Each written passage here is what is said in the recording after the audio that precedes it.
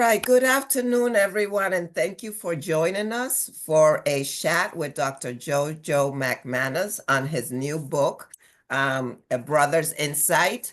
And I know you probably can't see it. It's a little weird to do this on video, but we are very excited. We are thrilled. We are honored to have Dr. Joe-Joe here. And for those of you who don't know, Dr. Joe-Joe McManus is a LeadBoston alum from 2014. And what that means is that at YW Boston, our signature leadership program is called LeadBoston, and he graduated in 2014. So we are excited and honored to have him here.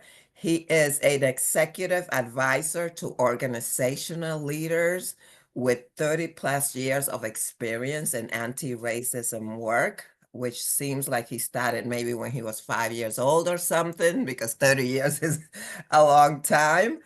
And we are here to talk about the book, which is amazing. I can't find any other words for it. I am on my second read of the book, but I'm letting people in, I'm sorry. I'm going to let Joe introduce himself for those Joe, for those who don't know him, and then we will get started.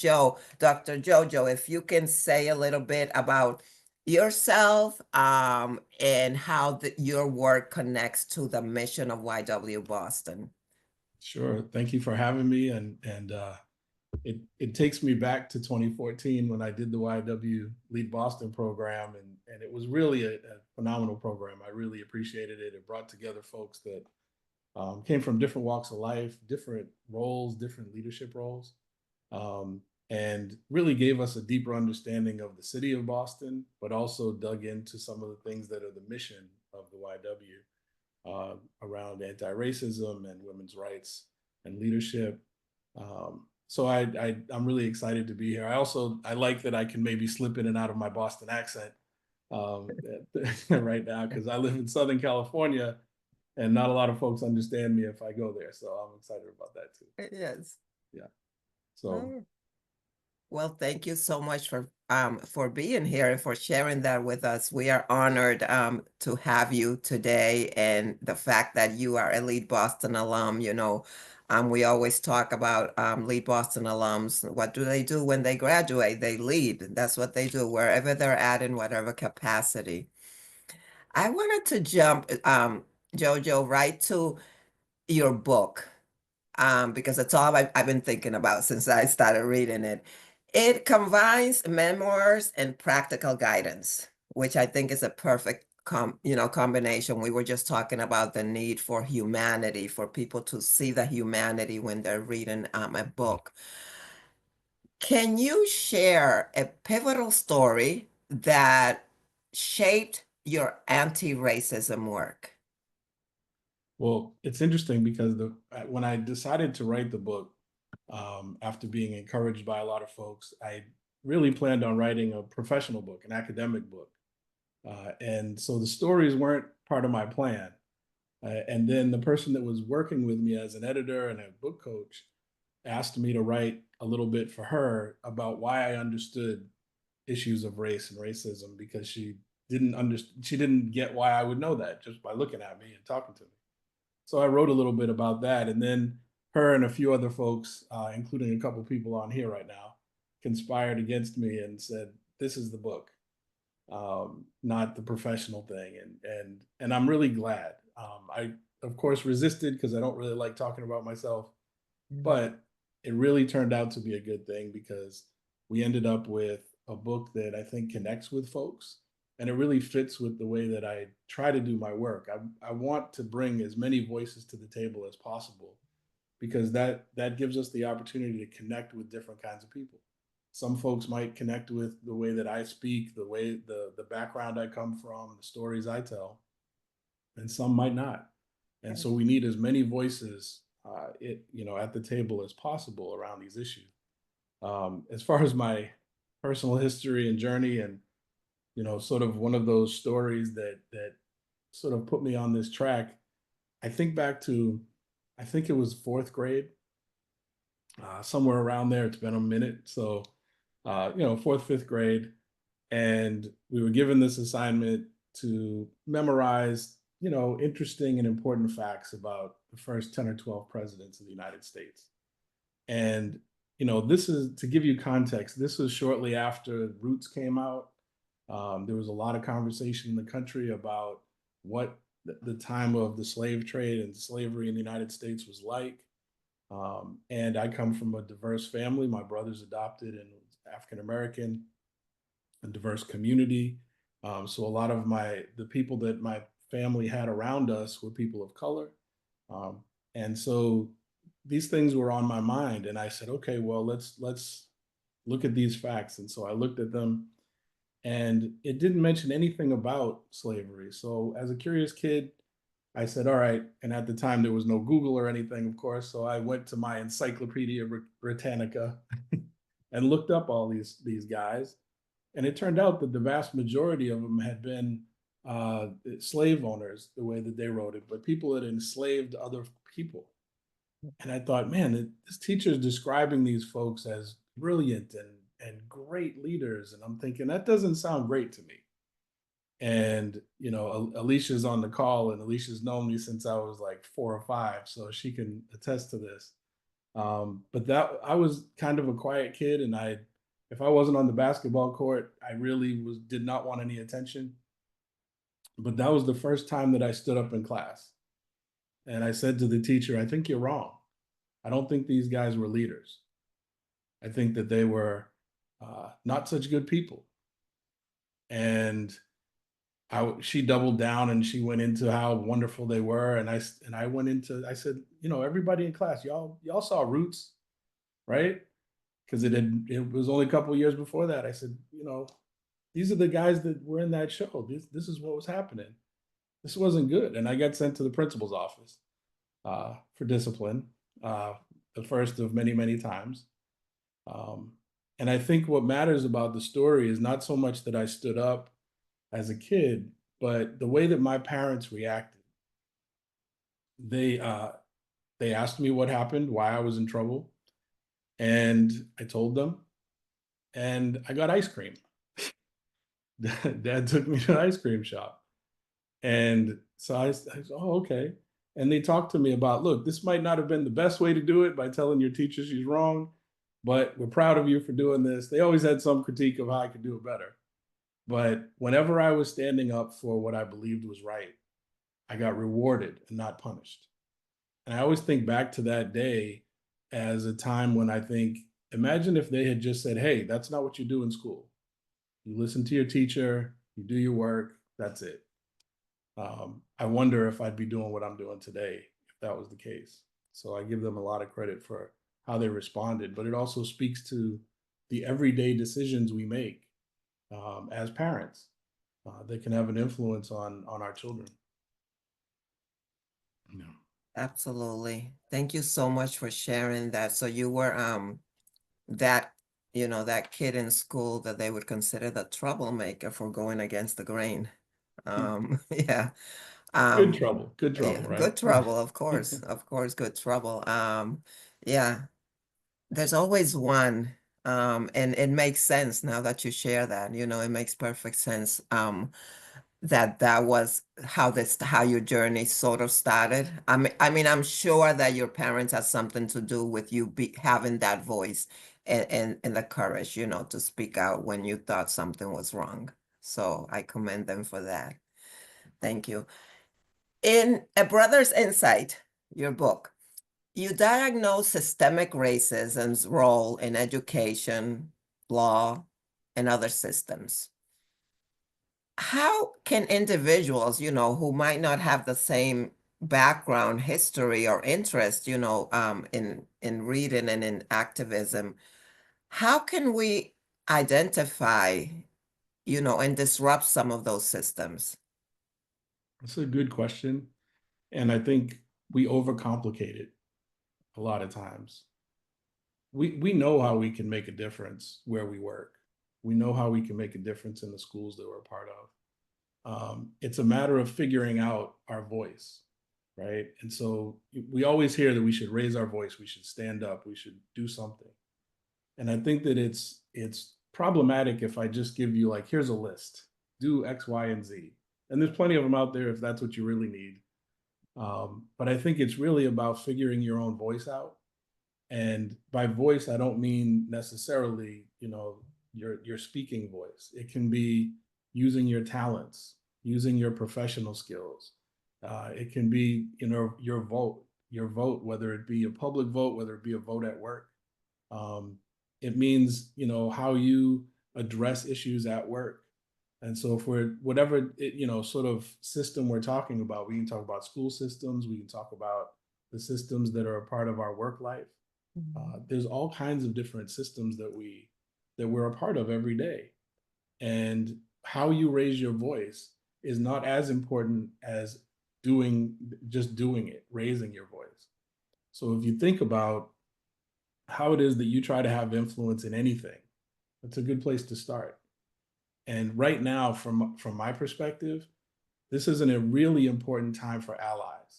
I think one of the things that's happened over time is that we've relied on people in professional roles like mine, and we've relied on people of color and women and others that are marginalized to be the voices, to speak up.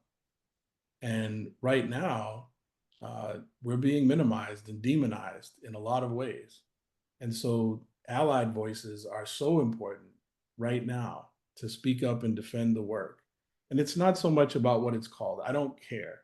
Like we're talking about diversity, equity, and inclusion, but it's been many different things. From my perspective, we're all abolitionists, right? The idea is to end white supremacy and patriarchy in this country. And that's been the idea since it started.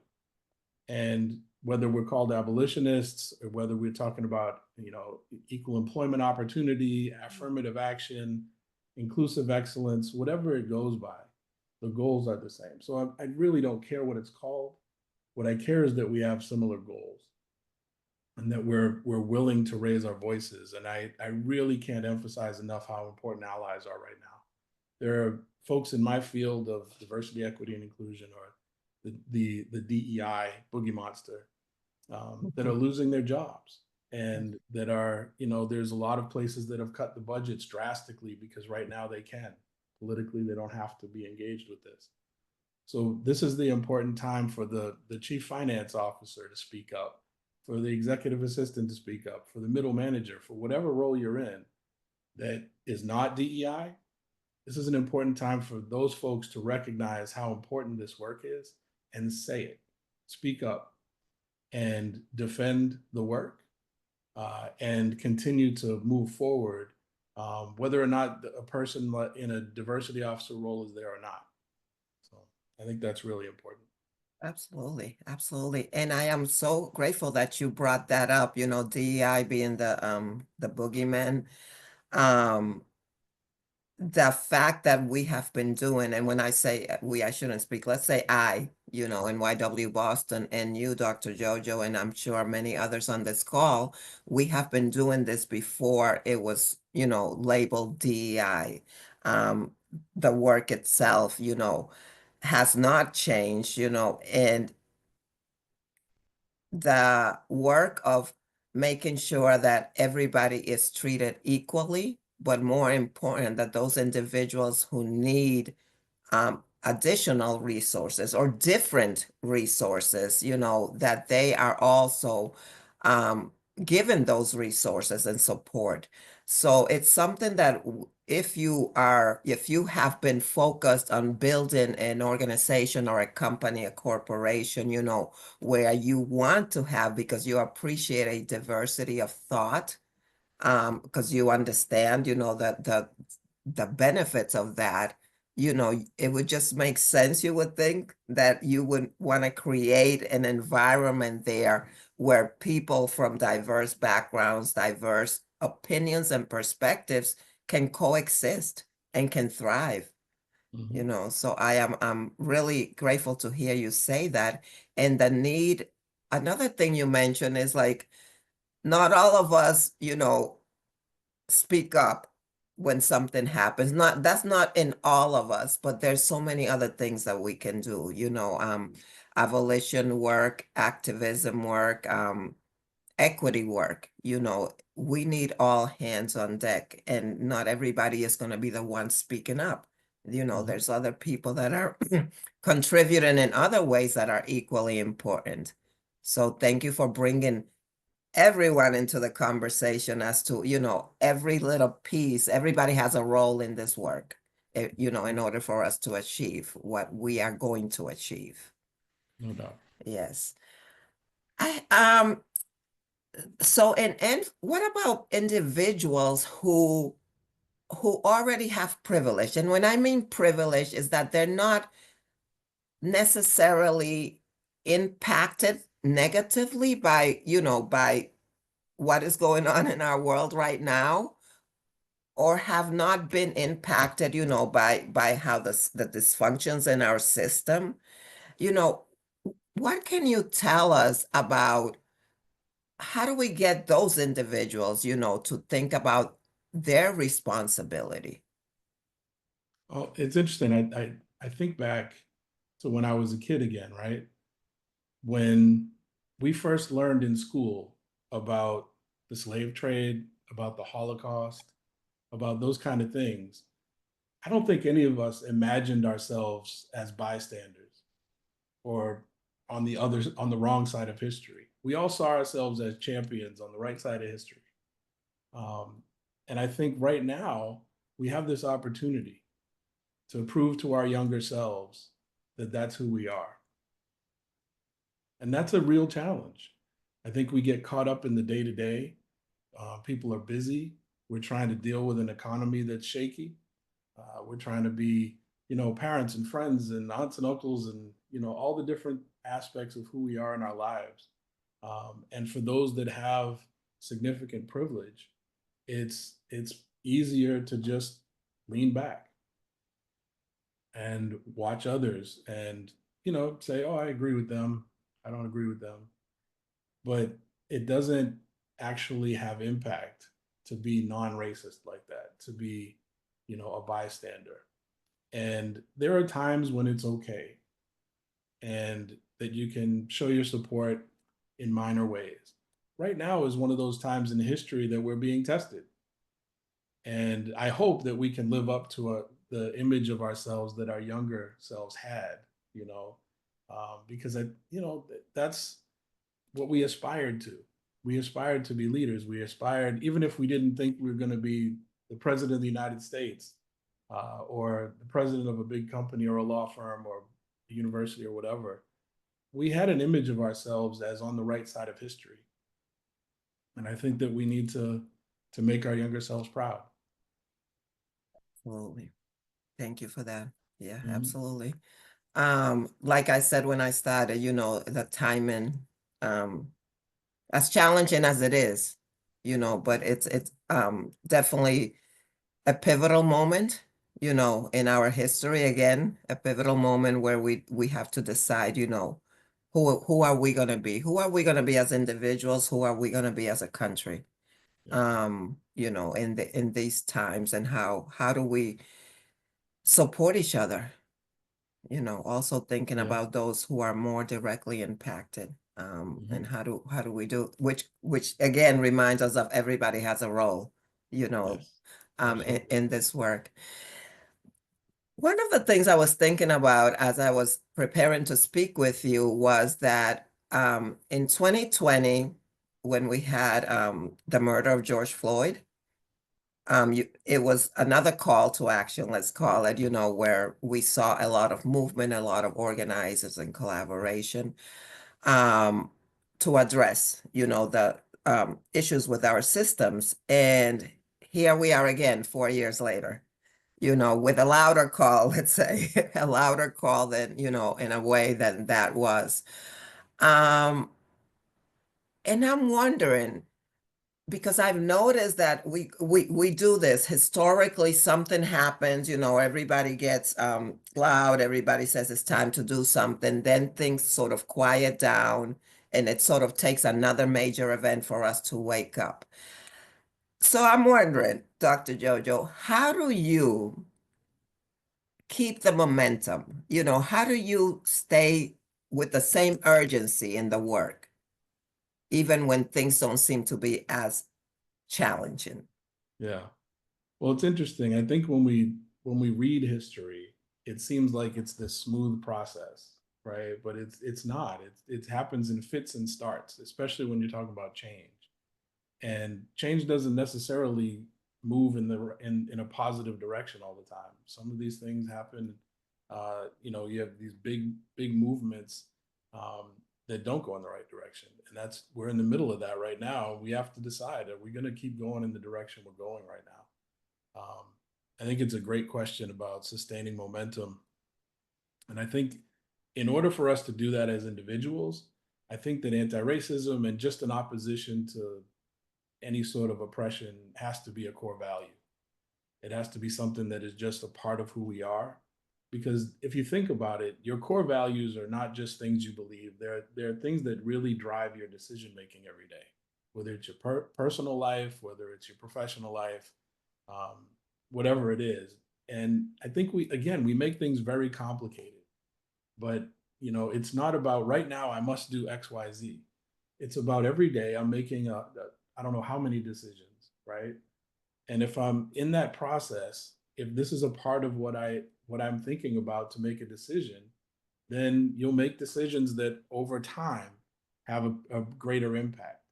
So, yes, there's going to be times when it's time to speak up, it's time to be loud, it's time to protest, it's time to speak up at work, whatever it might be. But to maintain it normally, it has to be something that you genuinely believe in and value. And that's to me how it doesn't fall off. The people that I'm around all the time, this is just a normal part of who they are. And it's not a question of, oh, wait, right now we have to consider race, or right now we need to consider uh, gender identity. That's always there. And I think that it's the same for folks that are very religious, for example. That's a part of the decisions they make, right? Is their religious beliefs, or somebody that's an environmentalist, for example, right? They're going to be considering the planet and the impact we have on the planet every day. And the other part that I should say is that we don't have to choose between these things. They're all connected, right? Sometimes we identify as I'm an environmentalist, or I'm this, or I'm that. And I think that it's more about who as an individual are you, and how those things intersect in your life, and just bringing those values to everything that you do. I think it's problematic when our values are, determined by our situation. Our values should be consistent, and I think they really are. It's just that what we tell ourselves and others are our values aren't really our values. Because if it's too uncomfortable and you let that value go, I don't know that that was a core value to begin with. So it sounds like you're calling for individuals. There's some self-reflection, Sure. that should happen during these times, or always. I mean, we should always be doing some self-reflection to identify, because a lot of people go through life not really knowing what their values are, sort of just like living day to day. But what I hear you saying, and correct me if I'm wrong, that this is just a way of living, when you believe in certain things, and it doesn't have to have the words racism or diversity or equity and inclusion, but more just about how being human, being part of a community, being part of something, because we are social beings, and how we carry out our lives. So it might be at the supermarket, it might be, when you're in the train station, those little moments, that you can feel when you see something or hear something, and it just not something's missing there. And it might not be about you, it might be you thinking of how that would affect somebody else. Yeah. Yeah. Yeah. I think for me, I think a lot about being a dad. And, Ah, anybody that's a parent, or, an aunt or uncle that has children in their lives, anybody realizes at some point that kids are always paying attention, right? They're always paying attention. And the things that you say, I'm going to make this point right now, sometimes that doesn't land. They're paying attention to what you do all the time. yes. And, I tell a story in the book about When I was in high school, and this white girl was telling me about a date that she was planning to go on, and she knew the routine. She had to bring the date to the house, and the parents were going to interrogate this guy, and do the dad thing and the mom thing, and so she knew that was going to happen. But when the other kid showed up, um, and things got weird with the parents, and they went in the other room. They had a chat, and then they said, "Oh, tonight's not going to work out. We're going to have to do this another time." And they ushered the kid out. Turned out the kid was my brother Casey, and the issue was he was black. And the young woman was really shocked because her parents had always said things like, "We got to judge people by the content of their character, not the color of their skin." They're quoting King, and you know, outwardly, when they made statements, that was the way it was, right? But when it really came down to it, that wasn't a core value for them, and that left a huge impression on this young woman. And when I heard the story from my brother, uh, it was routine. He said, "I knew the minute I walked in, you know, and he was, I think, at the time a junior in high school. He said, I knew by their faces this wasn't going to happen." And he said, "There's not going to be a rain check on this. This isn't happening." And and he talked with the girl. They were friends, and she had, this was a big experience for her. She didn't speak to her parents for months. And Casey was the one that said, I need you to talk to your parents, right? I need you to, because they might listen to you. They're never going to listen to me. They might hear it from you." And so, sometimes it's those moments that you're not thinking about that have impact on people. And it's not just in your family. It's how you live your life. And I think if we can really think about this as important, as a core value, as a normal part of who we are, then we will naturally have impact, even in those moments where we're not trying to, Yeah, absolutely. if it's That's genuine. Yeah. yes, absolutely. When you share that story, I was thinking that um about him going to meet the parents, that sometimes individuals, what they say does not match what they do, and sometimes because they're not really familiar with diverse communities, some individuals might think, "Oh yeah, I'm open to anybody, it doesn't matter what a person looks like, it's about them." But then when it hits home, Yeah. it becomes, a little different, because then you have to, right there is like your values are put to the test. Mm-hmm. Um, Not to say that that moment could not be a learning experience for those parents, Yeah. Well, and I hope it was, you know. Yes. And like I said earlier, this is a test that we're all going through right now, Yeah. because we've been saying forever that, we're the land of the free and all this kind of stuff, and liberty and justice. We got all these great words and articulate ways of saying things. Like, I see Dr. Benitez on here. That's an articulate brother right there. He's got all Yes. the big words, and we sound like that collectively, right? But in real life, we haven't lived up to the promise at any point in our history. We really haven't. Yeah. We've moved in the right direction slowly, and there's these points where there's real pushback, and this is one of those points. So we're being tested, just like those parents were tested. We're being tested right now, and the question is, as a nation, right, which is just made up of people, how are we going to be? How are we going to act? What decisions are we going to make in our organizations, in our universities, in our communities, in our schools, in our families? And how is that going to impact what we look like as a nation moving forward? Wow. Very powerful, but absolutely true. Something that we should remind of ourselves every day, especially in this climate, when things seem like unsurmountable. But there's no such thing for us, when we're together. However, Dr. Jojo, now I want to move to your book again. Tell me, I know that well, I know, and I don't know if you shared it, part of why this book exists today, but can you tell us a little bit more? How did this how was this idea born? You know, how was the process of writing the book? And how do you think, I do, but how do you think this is like a guide, a manual that we should have in our bookshelf, in our desk as we are moving through these times? Well, that's a lot. So there were really two things that sparked the book. The first one was shortly after the murder of George Floyd, when the video came out. My daughter had been hearing different things from her friends, and she came to me and she said, "Dad, I don't understand what happened. Some of my friends are saying that they heard that this guy did some awful things and the police killed him, and other people are saying that he was murdered, that the police were wrong. I don't know what to think." And I thought about it a lot. My daughter was 9 at the time. And I decided that I'd offer to show her the video. And I said to her, I said, there's a video of it and you can make up your own mind what you think happened and we can talk about it. And the reason I decided to show it was because I thought about the young girl who actually took the video, right?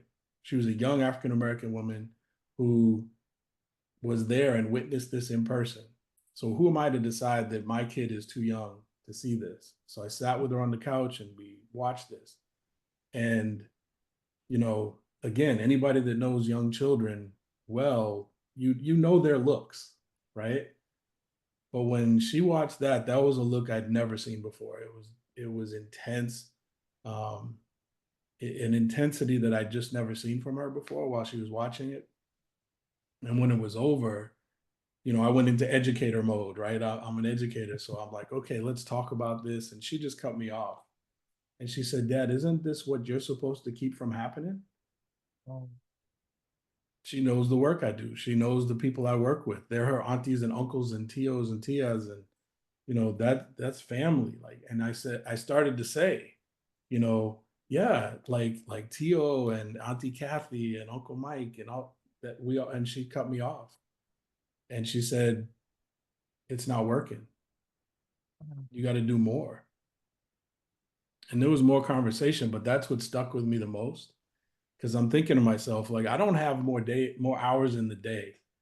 Like, I'm working hard, and my friends and colleagues that do this work are working hard. It's not a matter of whether or not we're doing our best. So I thought, okay, so if it's not working harder, what else can I do? And I got a text from a friend of mine, Rita Walker, who actually wrote the foreword for the book. Um, and she wrote the Unapologetic Guide to Black Mental Health, which is brilliant. If you haven't read it, you absolutely should. And she sent me a text that I had been getting quite a few of. And, it was something like, could you please get your cousins? If one more person asks me how I'm supposed to stop racism by Thursday, I'm going to lose it. I'm going to hurt somebody's feelings. Yes. Because this, after the whole thing with George Floyd, everybody wanted to be anti-racist, at least outwardly, right? People made all kinds of promises, and a lot of white folks leaned on their friends of color, particularly Black friends, and in a lot of cases, there are people that they knew, but they didn't really have a relationship. Mhm. So I talked to Rita, and she encouraged me to do some writing. And I'd always sort of avoided that. I like to be behind the scenes and just do the work on policy, teach classes, do that kind of thing. Um, but the more I'd heard from folks and the more I thought about Michaela, my daughter's challenge to me, because that's how I heard it, the more I thought, okay, well, I can add my story to the mix. And like I said earlier, I originally planned to do this professional book, and that's easy. It's a lot harder to tell these stories because, as you know, I've been through some tragedies, and life is life. What does Mackie say? Life be lifing. Good life, yes. And I've been through a lot around these issues, and I always have wondered, like if I hadn't been through all that, would I still be here doing this work? And I think that's an important question, right? Because I always felt like I'm a big brother, right? I'm somebody that matters to people and they matter to me, and that's why I'm doing this, right? Mhm. But I've always wondered, how do you get folks that are not necessarily connected to people who are marginalized and that are oppressed and that are feeling this deeply. And if you're not feeling it deeply, how do I get you to understand? And so that's why I agreed to put some stories in here. Hopefully people can hear my voice, hear my stories, and say, you know what, I can relate to that. Um, Mhm. and then hopefully hear some of the advice and guidance that I put in there about, you know, how they can make a difference. And again, their voices right now critical as allies, Mhm. co-conspirators, partners, whatever term you like, I don't care. Yes. Right? Yeah. Yeah, absolutely. It's not the term that matters. Mm. We're just all traveling together in this life, and doing the best we can. Yes, thank you in the book, and thank you to Michaela, um, for keeping the pressure on. Still appreciate that. Yes, yes, because often, as we can see, the younger generations, they just, I don't know, they think differently in a way, for I find, and I like to speak for myself, that us, that are from older generations, we were very well trained, on how we're supposed to speak and act, and not rock the boat too much. Not that you ever listen to that, Dr. Jojo, but but we know that when we do speak up, we are rocking the boat, and sometimes the impact of the ramifications of that, it are not good. So we know that we're taking a risk. Um, but to do it anyway, which is why I think this book is, for me, it's unique. And I do a lot of reading, and I'm sure you do. But for many reasons, coming from a white person, being vulnerable, and being yourself and telling your story, and in a conversational way, that you don't have to go look up the Google words, to find out what Dr. Jojo's trying to say, because it's clear, it's simple. Again, as you say, we overcomplicate things. Yeah. So in this came out when, what month did what was the book published? In January. In January. Oh my God, perfect.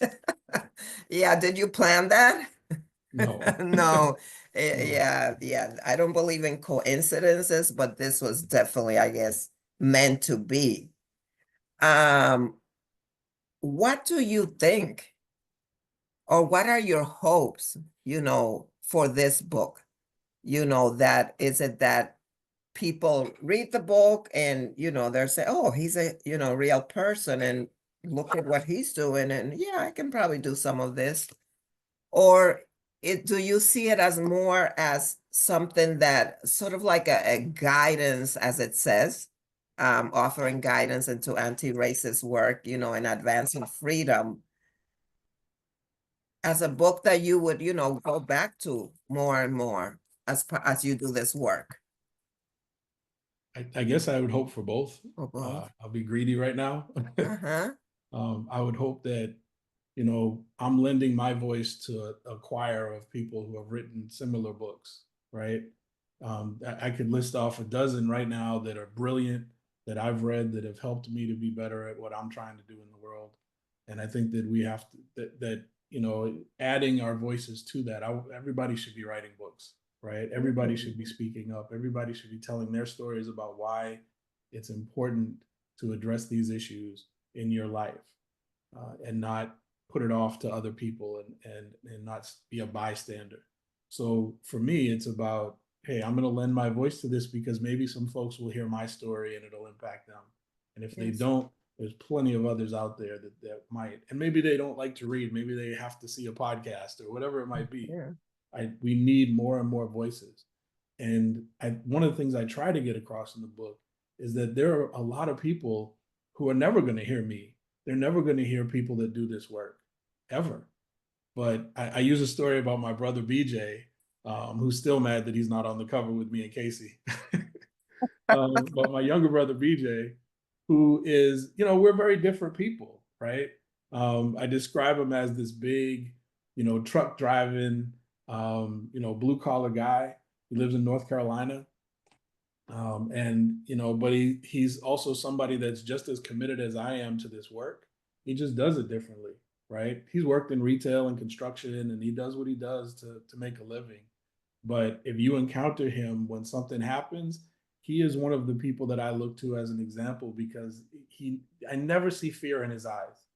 I don't care if there's the potential for it to be physical, or if the potential he could get fired, as whatever potential problem could happen, he steps up, and it's reliable. He's going to step up. And I think we let perfect get in the way of progress. So I think it's important that people hear these stories, because plenty of them, I fall flat on my face, and all of us do. We have to know that it's a matter of doing something. It's not so much that you say the exact right thing or that you do the exact right thing every time. It's about pushing in the right direction. And everybody on this planet, I think, gets into it with somebody and then walks away. And 10 minutes later, you think, oh, that's what I should have said. Right. Yes, yes. And so you're never going to get it right every single time, even if your whole life is around this, like mine and a lot of other folks that are on here. But the fact that you step up, the fact that you do something matters. And I hope that that's what people feel encouraged to do. I hope it gives Mhm, people empowers folks to be able to feel comfortable making mistakes. And mhm, then you make amends and you learn and you keep going and you do better. Everybody's afraid of getting canceled. I'm not afraid of that. I'm really not, because I think anybody that's ever met me knows that this is genuine, right? This isn't because I read something and thought, okay, I'm going to do this week. mhm, This is about who I am, and I think that's where we need to aim for. Is if this is a core value of yours, you'll behave accordingly. And if you make mistakes, you say my bad. You make amends for it the best you can. You learn from it, and then you do better. And if you mhm, do that, then I don't think you have to worry so much about that. You know, mhm. so I that's, I guess, what my hope is Yes, for the book, that it yes, that it empowers and encourages people in that way. yes, absolutely. I believe so. I think that, me, and obviously from all the reviews on the book, I see that it is having that effect, which makes me very happy, and grateful that you took the time, because it's a lot. It's a lot to write a book. Yes. Especially when when you're running a business and doing everything that you do. Um, you mentioned something about, not everybody likes to read, so it's not for everybody. However, what are there other ways? And not saying, I'm not asking you to do more. Okay, I'm not gonna be Michaela, but are there other ways that you bring this message out there besides the book? I know you bring it, in your work to organizational leaders, etc., but to the public in general. Yeah, it's, of course, it's a part of my work, but it is also, there's opportunities to do book talks on campuses and in communities. It's been interesting though, because of the politics right now. A lot of folks are shying away and they're scared to have me on their campus or at their organization, doing these kind of conversations. But from my perspective, this is the exact right time to do it. Yes. um, when you can say, hey, here's a book that I can provide to the folks in my organization, whether it's a school, a university, a company, a nonprofit, whatever it might be. I'm going to provide this book, and we're going to have a real conversation about what we got from it. That's an opportunity to really discuss what's going on right now, not just my stories and whatever I have to say, but let's really have conversation about the moment we're in right now and what we all can do. And so I'm trying to do that kind of work. And it's okay to be like Michaela, right? It's okay to push. I love that. I think we all need to do that for each other. That's an act of an ally, is to say, hey, let's do more. So I'm all for that. The conversations that I am having are with courageous organizations and courageous groups that are willing to have these conversations right now, and to think about, what does our law firm, what does our company, what does our nonprofit, what does our school um, have as a role in this? Like, what can we do Yeah. collectively to address these issues, so that the people that are a part of this organization can be proud, and that we can say, you know what, we're continuing to push toward those goals that we talked about earlier. I think that's what, I think is important. And, some of these things I'm not doing by myself. I'm about to do a conference presentation with Catherine, who's on here right Catherine. now. And, and I do a lot of that. And I think, all of the people that are doing this work we're always seeking different ways. So I would encourage people to look to those of us that do this work and say, hey, we've got an idea. Here's how we would like to do this. We're flexible. We're willing to do the work whatever way it looks, right? So, I think that's an important thing to think about is, who's out there that does this work and how can we engage them to continue moving forward. One of the things that happens every time we have this pushback, one of the positive outcomes is that we innovate. We create Yes. new paths to those goals that we will maintain. We innovate. And so from the abolitionists to today, we've created new paths every time we've been forced to, and we will continue to do that. And the way to help make that happen is to engage with us and to work together in partnership. Yeah. Thank you for that. Absolutely, absolutely. And I am looking forward also to connecting. Catherine and I are going to be speaking, Catherine here on the call, to see, because I am interested personally and professionally, to get this book and your voice, into the places where it needs to be, however, whatever hurdles we have to, to overcome to do that. Both to find strategic places of where we think that this would be, that this is an important voice to be included in this work. And I say that because I am a firm believer, on the combination, of the experience you bring, the knowledge, but also the humanity. For me, that's always it. This is a human being. This is not, it's more than Dr. Joe-Joe McManus. It's Joe-Joe. It's a guy. It's a guy who wrote this book, who is putting it all out there because of your own lived experiences. And you can't take away vulnerability and humanity and Yeah, I mean, I purposely joined the advocacy committee for YW Boston as a way of Right. speaking up. So this is, inspirational for me as well. Great. I'm glad to hear that. I think the YW as an organization is inspirational. Like they changed their mission. So I can't remember. I think it's eliminating racism and empowering women. Is that right? That's to switch from what the YWCA used to be to that, and being very clear and direct and understanding the intersection of race and gender and all of that. I think is very powerful. So I think it's great. It's great that you're staying engaged with that, John. And I think all of us that have experienced the YW in Boston in particular, this is a very committed organization. They're very serious about their mission, and not, I haven't heard a single peep from them about changing it because of what's going on right now. So again, I think we're all going to keep finding those paths, So I don't know that our host is going to come back. So anybody that wants to talk, go ahead, and then we'll wrap it up. email you at all, Jojo? No, I don't see anything. I don't know. I don't see any text or anything. This is a first. I've been doing all kinds of things. Like I just was on a show on Urban View on Sirius XM, and then I've been doing podcasts and radio and all this stuff. And at no point has the host left. So this is different. Yeah, well, one of the ways I've found it's been interesting is using art. I've taken groups to the ICA here in Boston. I took a group to some exhibits, the Haitian Arts Association at City Hall, and the African American residence programs. And it's a way of letting people absorb and see the work and the message, and then talking about it afterwards. And so sometimes just getting people out of the office and experiencing art of diverse artists is a good way of letting them absorb Good it idea.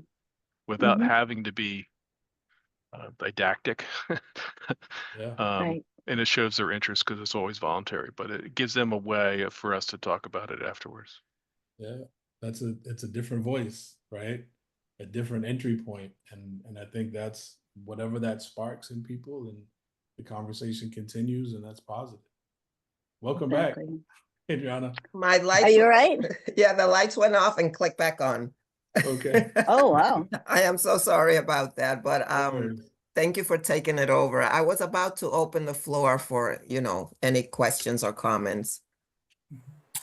Yeah, I have a question. I'm really enjoying this, so thank you. Is Adriana, I was really struck by what you said about let's not forget the peopleness of people. Yeah. And for me, that includes the people who are upholding the current regime, which is not about being nicey nice, by the way. Yeah.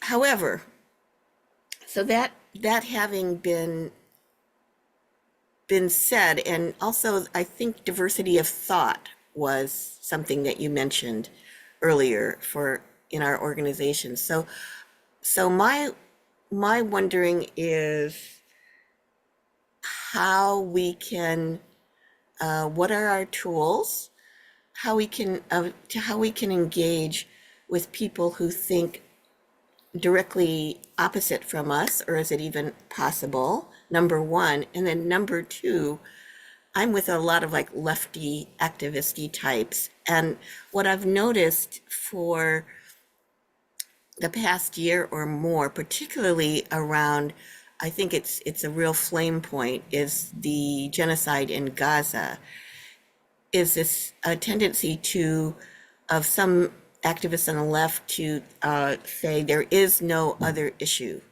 If you are not every day waking up and everything has to be about Gaza, then you're a piece of shit and I want to have nothing to do with you. And we're like, yeah, but, as Jojo mentions, some of us are parents and or grandparents. We're doing other things in the community. We're trying to figure out how to pay our rent. And to be so single issue is exclusive of the many things that are important to people. So those are my two questions for this group: is how do we engage with people who are different from us? She addressed that to you a little bit, Adriana. Do you want to answer that first? Sure, I can take I can say a few words about that. Thank you so much, because that's one of my things, is how do I make room in my life, because this work is my life, to consider opposing views. Before this administration took over, when when this administration was here before, one of the things that I did was to connect with individuals who were supporters of this particular administration, because I wanted to understand. I always want to understand what's behind it. I do not believe that people are evil or bad. I believe, that we are all a result of our upbringing, and we've been programmed in certain ways, which in a way sort of define our values and the way we see the world. So for me is being open to that. Of course, there are individuals who we just cannot have a conversation, and unfortunately, I don't have the time right now, to engage in those conversations where I'm trying to convince somebody of my viewpoint, because this moment calls for some real action, and to your point, situation with Gaza, which we've been experiencing for a while now, is one of those examples, that you have to take a side, and I always say, I am on the side of humanity, of people's rights, and it doesn't matter, where this is happening. For me, it extends to the entire world. So that is what I think, but I am willing to have a conversation with anyone, that is open to having these conversations.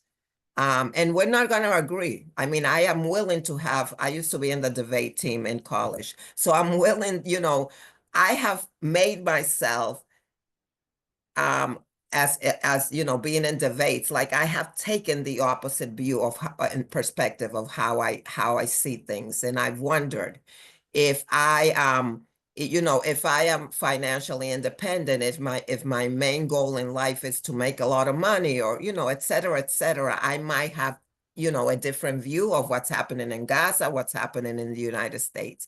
Is it wrong? I don't know. I'm not here to judge anybody. I am here to do the work I can for, in whichever ways I can. And sometimes that's a lot, and sometimes it's a little, but it's part of my everyday life, but I do understand, and I appreciate the question. What say you, Dr. Joe-Joe? Well, Lucian always asks great questions. I think there are challenges on both ends of the spectrum, right? And there are folks who will not engage unless you agree with them on, say, Gaza or some other issue. And I think it's about finding openings, right? And one of the things that that the book has been nice is that there are folks that have read it, or that are considering it and looking through it and want to have conversations that they otherwise might not engage in. I've had some interesting conversations with folks that voted for the current administration, and that they might be having a little buyer's remorse at this point, because it's starting to impact them directly.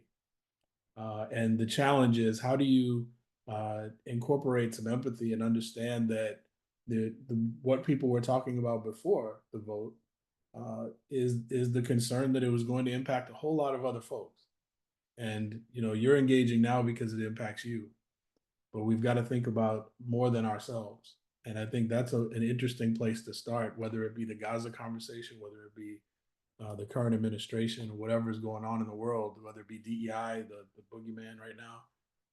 Having a conversation about how we see ourselves and our social location, and how that impacts how we see the world. That's what Adriana was talking about a little bit. So I think that we just got to look for those opportunities. And the opportunity is usually not in the streets, when somebody's saying something that we hate, right? It may not be that moment. And I think, like Adriana said, like, we've got to figure out what our moment is in our environments, in our organizations, and just be willing to engage. I think giving that vibe and letting people know, look, I'm willing to have the conversation. It might be rough, right? But that's often when we learn. And I've got plenty to learn, and I'm open to that. And so I'm willing to have those conversations all the time. Yeah. Thank you so much. You said a word that I hadn't mentioned, which was empathy, which I think is crucial, to understand that, the farmer in rural America that voted one way or the other, what do they need? They need to have their basic needs met. They need to be able to do their work. It's not necessarily that they're racist or anything like that. People are looking, for what are the things, who is always thinking about who is going to lead this country so that I can feed my family, so that I can go out my door and know that I'm going to be okay, that if I need something, I have a community. So I think empathy and understanding that just because individuals voted one way or another, that doesn't totally define who they are. They might not have the same information that we do. You know, their values might be different, or their immediate basic needs might take priority over other things. Yeah. When we make assumptions, I think it gets hard. I think one of the things that we're seeing in real time is the redefinition of a lot of things. And right now we see a billionaire that's running the country. Well, the unofficial person that's running the country talking about empathy, and that empathy is a bad thing for our country and democracy. Oh, yes. So I think it's important that we're careful about our words, that we are clear about the work we do. What is DEI? What is empathy? What are these basic things that we really find valuable and important? And I know we're on time, we're at time, but I just want to say thank you so much, Adriana. I really appreciate you and the YW and LeadBoston for all that you do.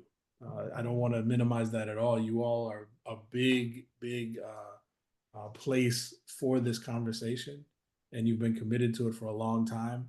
So I hope that people will engage with y'all, and that you'll keep doing the great work that you're doing. I appreciate you. Thank you, Dr. Joe-Joe. Thank you, everyone. I will follow up with an email to everybody who came, and I'm looking forward to the next opportunity once I meet with Catherine so that we can be in community again. Sounds good. Grateful. Thank you, everyone. All right. Take care. Bye-bye.